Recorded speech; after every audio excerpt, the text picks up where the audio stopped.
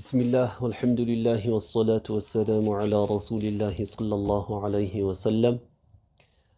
اللهم علمنا ما ينفعنا وانفعنا بما علمتنا وزدنا علما وارزقنا فهما ونعوذ بك من حال أهل النار نخلص النية لله تعالى.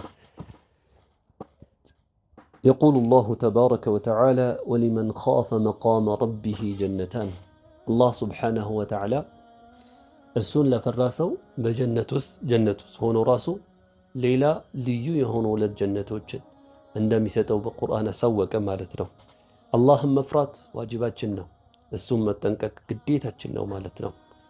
እንደ ሰው አላህን የፈራ የሚሆነው አላህን በአግባቡ ያወቀ ከሆነ ነው።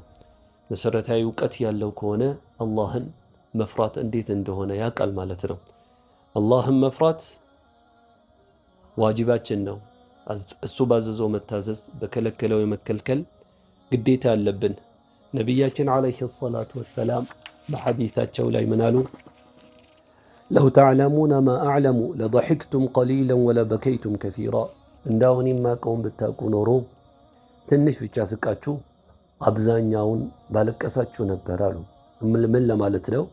እኔ የማውቀውን ብታውቁ ኖሮ ቀብሩስ የሚያጋጥማችሁን አኺራ ላይ የሚደርስባችሁን እንዲሁም ሌሎች አስደንጋጭ የሆኑ ክስተቶችን እኔ የማውቀውን ብታውቁ ኖሮ ስትሄዱም ባለቀሳችሁ፣ ቁጭ ስትሉም ባለቀሳችሁ፣ አብዛኛውን ጊዜ በእልቅሻ ባሳለፋችሁት ነበረ።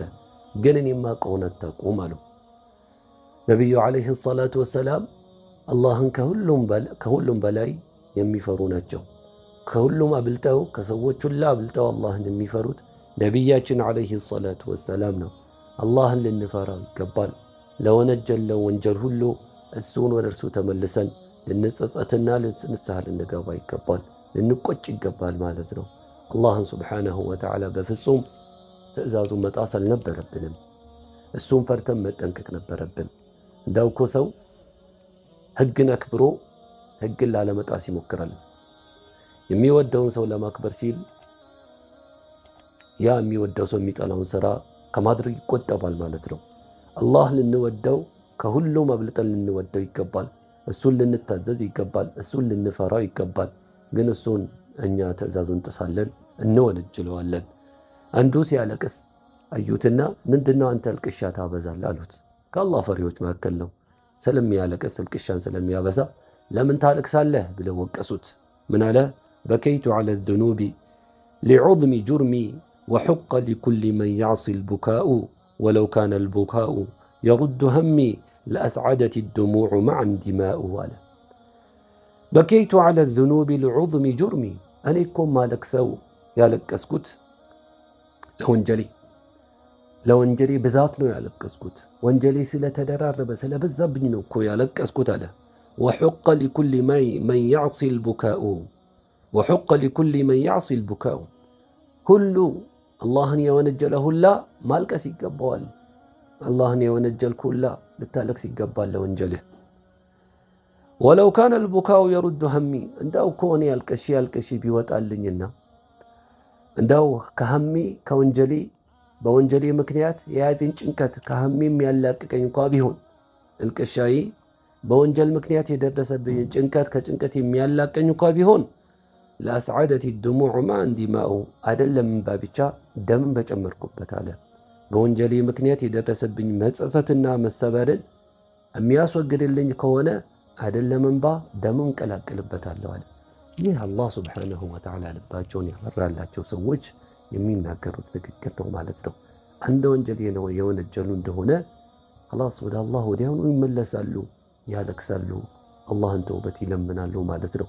ማዕነሁ እነሱ የሰሩት ስራ ነው ብለው የሚፈሩት ወንጀሉ እኛ ዘንድ እንደ ቀላል የምንመለከተው ልክ ውሃን እንደ መጠጣት ቀለል አድርገን የምንመለከተው የሆነውን ወንጀል እነሱ ዘንድ ግን ትልቅ ነው። ያስለቀሳቸው ሌሊቱን ቆሞ እንዲያድሩ እንዲያለቅሱ የሚያደርጋቸው ነው ማለት ነው። ስለዚህ ይህ አላህን ከመፍራት የሚመጣ ስሜት ነው ማለት ነው። አላህን መፍራት ግዴታችን ነው ማለት ነው። ምክንያቱም አኺራ ላይ የምንድነው አላህን የፈራ ነው እንደሆነ ነው። ህይወታችን የተስተካከለ የሚሆነው ዱንያዊም አኺራዊም ህይወታችን የተስተካከለ የሚሆነው አላህን ሱብሓነሁ ወተዓላ የፈራ ነው እንደሆነ ነው። ዑመር ኢብኑ አብዱል ዐዚዝ ምን ጊዜም ካፋቸው ማትጠፋ አንድ የግጥም ቤት አለች። ምን ይሉ ነበረ? ወላ ኸይረ ፊ ዐይሽ እምሪኢን ለም የኩን ለሁ ሚነላሂ ፊ ዳሪል ቀራሪ ነሲቡ።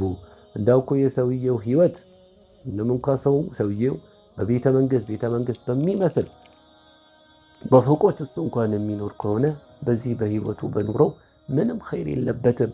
ነገ አኺራ ላይ ምንም ድርሻ የሌለው ከሆነ አላህን ፈርቶ በዱንያ ላይ አላህን ተጠንቅቆ እሱ ባዘዘው ታዞ በከለከለው እስካልተከለከለ ድረስ ህይወቱ ያማረ ቢሆን ኑሮው የሰመረለት እንኳ ቢሆን የዚህ ሰው ኑሮ ሐያቱ ምንም ኸይር የለበትም። አኺራ ላይ ምንም አይነት ነሲብ የሌለው ከሆነ ምንም አይነት ድርሻ የሌለው ከሆነ አኺራ ላይ ይላሉ። ስለዚህ ኢኽወተል ኢማን አኺራ ላይ ነሲብ እንዲኖረን አኺራ ላይ ድርሻ እንዲኖረን የአኺራ ህይወታችን የተስተካከለ እንዲሆን የሰመረ እንዲሆንልን የፈለገን እንደሆነ አላህን ሱብሓነሁ ወተዓላ መፍራት፣ እሱ ባዘዘው መታዘዝ፣ በከለከለው መከልከል። ስለዚህ ኢኽወተል ኢማን አላህን እንፍራው፣ አላህን እንጠነቀቀው። والله سبحانه وتعالى أعلم وأحكم. السلام عليكم ورحمة الله وبركاته.